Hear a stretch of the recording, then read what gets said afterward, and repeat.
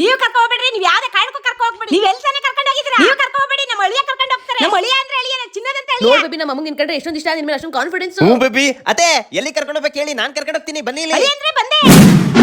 ಏನ್ ಅಳಿಯ ಅಂದ್ರೆ ಹೇಳಿ. ಏನ್ ಹೇಳೋದು? ಏನು ಹೇಳ್ತಾ ಇದ್ರಲ್ಲ?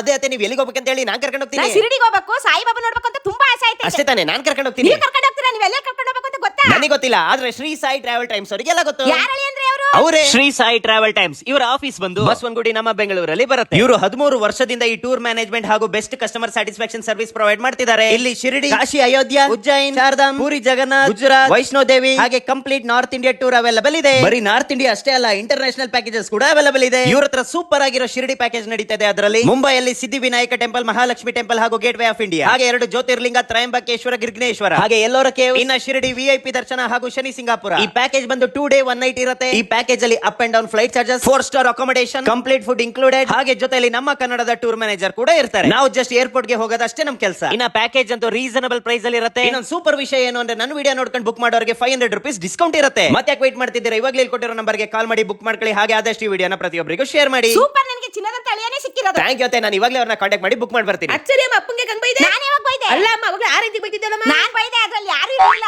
ಯಾರು ಇರ್ಲಿಲ್ಲ, ಮತ್ತೆ ಕತ್ರ ಆಡ್ದೆ. ನಿಮ್ಮ ಅಪ್ಪ ಕರ್ಕೊಂಡು ಹೋಗ್ತಾ ಇದ್ರೆ, ಆದ್ರೆ ನಿಮ್ಮ ಅಪ್ಪನ ದುಡ್ಡು ಖರ್ಚಾಗ್ತಾ ಇತ್ತು. ಇವಾಗ ನಿನ್ ಗಂಡನ ದುಡ್ಡು ಖರ್ಚಾಗಿರೋದು.